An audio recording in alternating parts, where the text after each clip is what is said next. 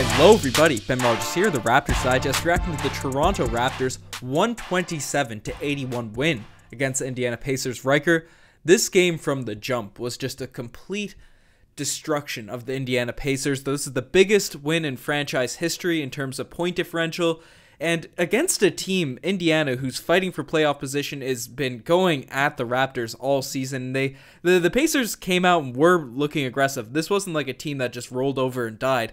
And the fact the Raptors can just have such a massive margin of victory, this was an awesome game to watch, Ryker. Ben, can we take a second to re-emphasize that point differential?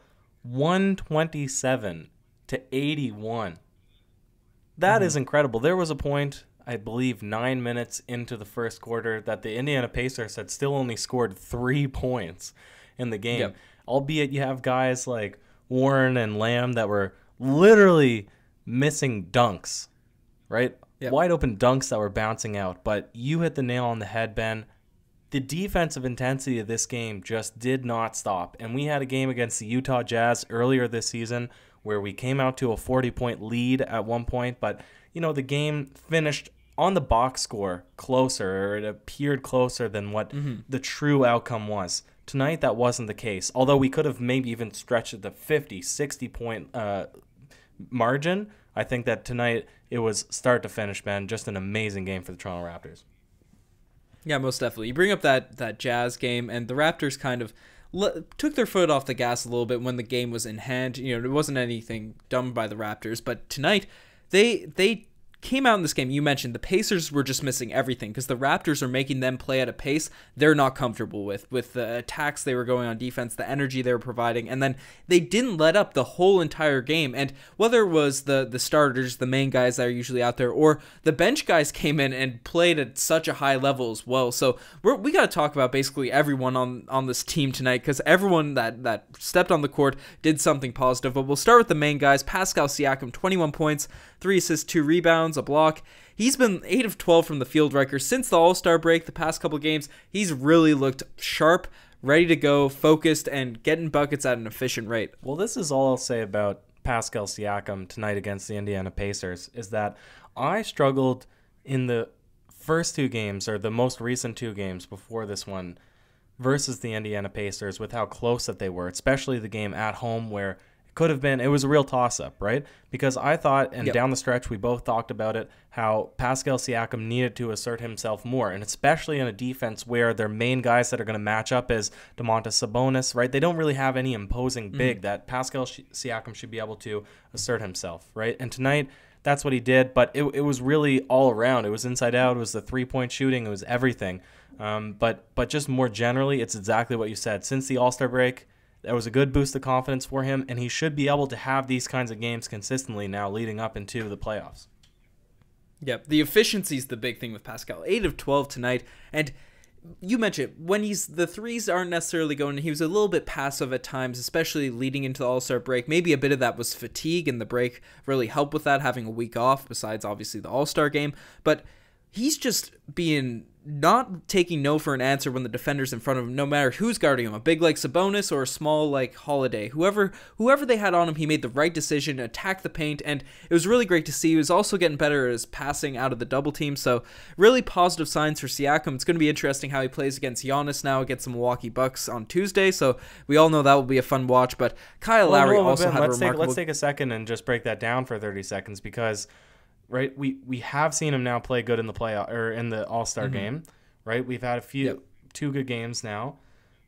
What will it take for Pascal Siakam? Because obviously the game tonight is going to be extremely different than the game against the Milwaukee Bucks. Obviously, every team or every player being able to switch and size up in terms of length, right? And just absolute just ability to stay in front of Pascal to contain him. So what is he going to need to do that's different than tonight? Or if he just keeps the same, if he doesn't let just that the fact that it's the Milwaukee Bucks, it's the best team in the league right now, if he plays the exact same way, will that be sufficient enough for him to be able to replicate what he did tonight against the Milwaukee Bucks? Well, if he takes a similar approach to what he's been doing in his positive games to start the year and the past couple games, when Siakam has a smaller guy on him, he's relentless at attacking the rim, no matter the help, no matter the switchability of the team. He's relentlessly going in the post and doing those spins and the footwork that we know is unguardable when he gets down there. The thing about Siakam is occasionally, especially playing against better teams, well-coached teams, when they kind of throw the double at him a little bit early, kind of show, he gets a little bit passive. He goes back into older habits of playing off the ball, playing with guys like Kawhi Leonard, DeMar DeRozan, Lowry when he was our focal point, even though Lowry's still a huge part of this team. But Siakam, as the number one option, can't let coaches' schemes get in the way of him taking advantage of the smaller guards that they put on him to slow him down, keep up with his pace. Or if the Bucks throw a guy like Brook Lopez or Robin Lopez at him in the post to keep him out of the paint, he has to be able to use his quickness and be relentless at going to the rim. I know if he, it's tougher against better teams, but if he comes in with the same approach and doesn't fall back into older habits of being a number 2 and 3 and 4 option on the court, he'll be fine. I think it's all just mental. Siakam getting used to being the number 1 option against solid teams, and if he does that, we know the skill levels there, we know the talent's there, and even though the Bucks are a great defensive team, I think he'll be fine. Yeah, absolutely. And you could make the argument that he's going to be stretched a little bit thinner because he's probably going to have to match up against Giannis defensively a few times or for a few possessions. But really, the Toronto Raptors, they do play on a string, right? In every game, you see them, they run off and not just the Milwaukee Bucks, even against the Indiana Pacers, any team, right? They like to run three-point shooters straight off the line, and then they rely really heavily on their rotations and their second help defense. So I don't see that it needs to be much of a switch in terms of how they approach the game defensively. It's really all 5 men on the floor are going to put a concerted effort into Giannis. So you're exactly right. Siakam should be able to do exactly what he's doing as long as he looks at the matchup that he has, right? Brook Lopez, you've got to beat him. Smaller guards, you got to bring him down into the post. And then if the double team comes and you have low position, kick it out to the three-point shooters who have all been doing amazing. And that's the perfect segue into tonight. We could talk about anybody, any of the guards, Ben, but we'll start with Kyle Lowry. What did you think? 16 points, 11 assists, 7 rebounds. Was just tearing apart the Pacers defense, throwing passes in between the lanes, getting the ball to Ibaka, OG, Hollis Jefferson, Siakam. Any of them were cutting. Lowry was able to dish them with dimes, set up the offense. He also had 5 steals. Lowry's energy tonight and focus. I brought up on the last podcast how he had a little bit too many turnovers, especially to start the game. Looked a bit rusty in terms of his passing, and that was not the case tonight. And he really showed just an intensity that we usually see from Kyle Lowry in the biggest of games and in the playoffs. And at one point, Ryker, who was it? Doug McDermott was just holding the ball in the wing, and Lowry, the bulldog he is, just got right into him and outwilled the ball straight out of Doug McDermott's hands and then threw it to Boucher. It was the steals, the passing, and obviously the buckets he was getting. Lowry showed just another level of intensity tonight, and we're going to need that as we play against great teams. And don't let the score deceive you. The Pacers are a really strong team, and we needed that effort tonight. It was a remarkable performance by Lowry. Well, Ben, I'm glad you brought it up because I was going to bring up the same thing. It maybe will downplay that this Indiana Pacers team is a legitimate playoff team in the East, right? They have a reasonable record, right? There's not too many teams in the league this season. Everybody that's not in the playoffs is a sub-500 team. And then I think there's maybe 1 or 2 teams that are, below 500 that are in the playoffs. But these guys, I believe they're 30-23 or 30-24. They're good. And the Raptors absolutely ran them out of the court in every aspect tonight. And Kyle Lowry, especially, right? In a game where you're up 30 points and he's taking a charge against Justin Holiday or somebody on the court. I don't know what it was. Maybe they're just rejuvenated after this All-Star break. Maybe Nick Nurse said, we've played these guys so many times. Let's finish our season series on the highest note possible. Maybe just everybody wanted to go out there. I don't know, but I was just so enamored by what I was watching out there on the court because it's not often in any given team that you watch, but especially the Raptors, that they play every single quarter with the same intensity, right? Usually it's 3 quarters. We've been really good this season. Usually we get 3 quarters of really fantastic performance and then 1 quarter, such as the Phoenix game, where, it kind of just slows down. But I thought everybody went in there, especially our bench guys. And Ben, maybe that's a good point to talk about. even our bench guys were going in there and playing insane tonight.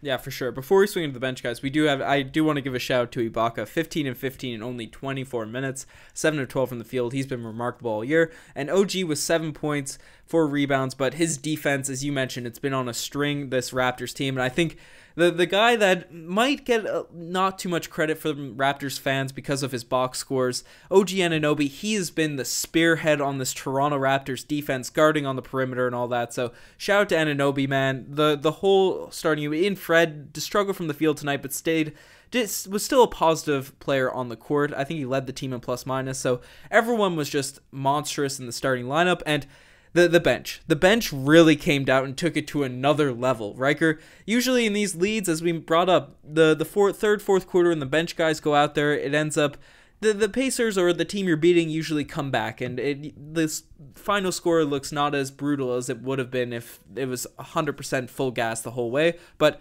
the Raptors won the fourth quarter 42-26, and everyone on the bench came out and played solid. But the first guy we got to talk about, Matt Thomas, 17 points, 5 for 7 from three-point line, and we see why he's Mr. 99% with that three-point stroke he was showing tonight.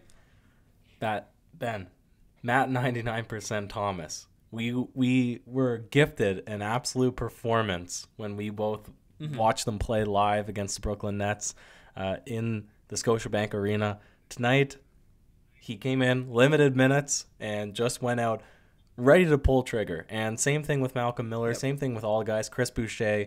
I love how hungry our bench is, because they come out, regardless if they've sat 36 minutes or 40 minutes or 42 minutes, they come out as if they've been practicing their jumper all game long, and they always make it. The first or second shot guaranteed. But this game was an abnormality. Matt Thomas just could not miss, and I just love him. I love him. Ben, I don't know what else to say. Yeah, it's crazy, because Matt Thomas he'd be getting minutes on seems like any other team consistently. He'd be in the rotation just from what he's shown in the small stretches that he's been able to play with the Raptors, and his defense has honestly been a lot better than advertised, and he just goes off in games like this. But he's like our third string shooting guard. Terrence Davis is a guy that also had a remarkable performance tonight, 13 points, 4 rebounds, one almost crazy hammer. He had one nice dunk at the beginning of this one, and then one on the fast break that almost tore the house down. He was hitting threes as well. The guards back there with TD, and then Chris Boucher as well. 9 points, 11 rebounds, 4 blocks, 4 ridiculous blocks I want to add, because some of them were just absolutely ferocious. In just 17 minutes, TD and Chris Boucher, they've been getting a bit more run than Matt Thomas throughout the course of the season, but they also showed out tonight in their opportunities. Well, absolutely, Ben, and this is perhaps just a thing that we can debate about, and maybe there's no debate about it as practical NBA analysts, right? Because we both know the game. We understand you need to give your starting guys minutes because it keeps them in rhythm, it keeps them happy. You need to work on chemistry, and it's especially helpful in games where you're able to get that momentum building into the tougher matchups, such as the Milwaukee Bucks, which is coming up. But the caveat to that being, is this the kind of game where you want to give your Matt Thomases and your Chris Bouchers more minutes, given that they're not going to really probably play in the more important matchups, and especially down the playoff stretches? What if somebody gets injured and you need to have the next man up? Or what if you're really trying to groom them for the next big thing?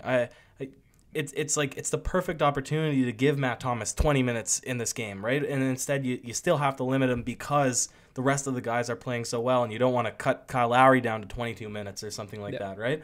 But it's a tough one, because I would have liked to see more of the bench guys in this one rather than the starters, despite the starters playing really well themselves.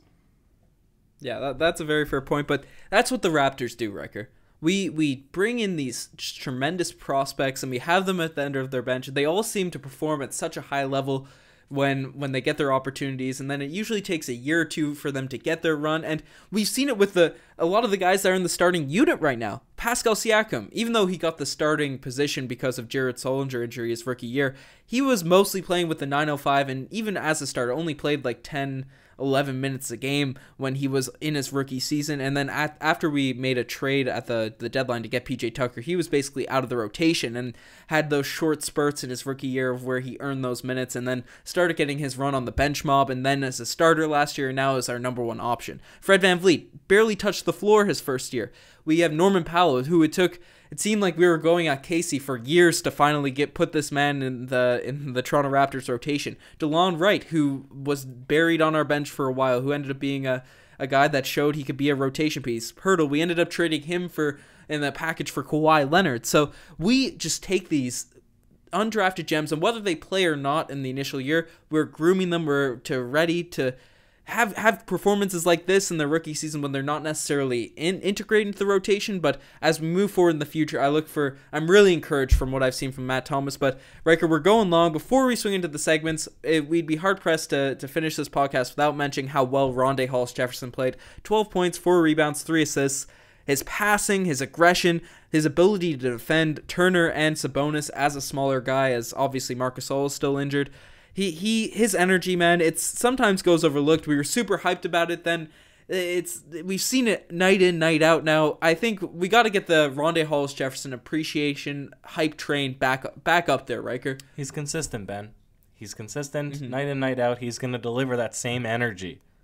And that's the reason that he rose up the ranks in my favorite players, because I respect somebody that goes out there and is just a hustle player. Right? Whether or not their shots are going down, they're still going to go out there and try to defend for you. They're still going to go out there and try to rebound for you. They're still going to go out there and try to get the offensive boards. And then it just feels really great when everything comes together, plus you make a few shots. Right, Ben? Most definitely. So shout out to Rondé. Shout out to this whole team. We can even talk about the deep bench as well. Brissett, Miller, Watson, they all came out and made some solid plays. Stanley Johnson got almost the full fourth quarter run. Just the whole team. This was just such a fun game to watch. But tonight, the spicy P-lay of the day. There's a bunch it could be given to. I'll throw a couple out there. Matt Thomas's just wild barrage of threes at the end of this one. Terrence Davis's dunk that he had just as soon as he came into the game, and I'm giving a spicy P-lay as well to the missed dunk that he had, because if he threw that down, that would have been one of the better dunks I've seen this season. Ryker, do you have any in mind? Some Boucher blocks, maybe? Rondé Hollis-Jefferson also had a real nice block, but Ben, you're right. There's a lot of things tonight. Most definitely. Spicy P also getting a few spin moves, knocking down shots. Just this whole team, man. It was an exciting game to watch, but not all plays can be the spicy P-lay of the day, and some just make you say, oh, geez. And tonight, the OGs play the day for me, Ryker. Tuning into this game, at the first quarter, Rondé Hollis-Jefferson gets subbed in. They show the close-up, and I was thinking about how he has different hairstyles and stuff. Then it kind of got put in the back of my mind, but he had the slick, kind of Kawhi Leonard-esque haircut going tonight, and there was a point in this game where I got really confused. I forgot I saw him enter this game, and I thought I was seeing Kawhi Leonard on the court, and honestly, he was playing well enough for maybe it not to be that blasphemous of a comparison, but Rondé with the Kawhi-esque haircut made me say, oh geez, tonight. Ben, you gotta stop watching on 480p. You gotta upgrade to high def so you don't make that confusion again. No more Kawhi references. That man is gone. He's dead to us. He is honestly, history. Rondé greater than Kawhi, but it was I gotta upgrade these streams out here watching these games. But finally, the infamous, the one, the only Damari Carroll Gold Star Award. And tonight it can't go to anyone on the Raptors the way it played, unless you got one in mind, Ryker. But I'm throwing it to the Pacers. Oh, it's going to the Pacers. Yep. Just all of everything that happened tonight, that is embarrassing. That's a tough loss. Just no one really could get it going for the Pacers. And we'll also, there was an injury at the start of this one. Raptor killer Jeremy Lamb, he went down. It didn't look like a good injury to have. His knee kind of buckled, so hopefully he's all right, and that's probably a part of the reason this game was such a disaster, as he usually ends up going off against the Toronto Raptors. So hopefully he's good. Hopefully he can make a return, especially for the playoffs. It's something not that serious, but nonetheless, Toronto Raptors came out with a really exciting W. Largest point total margin of victory in Raptors history. Just an exciting game, exciting time to be a Raptors fan. You're the best for making this far. Check out the Twitter, the Instagram, all that cool stuff. Ryker, you have any last words? 46 points, man. 46 points. Now off to Milwaukee. So Cheers.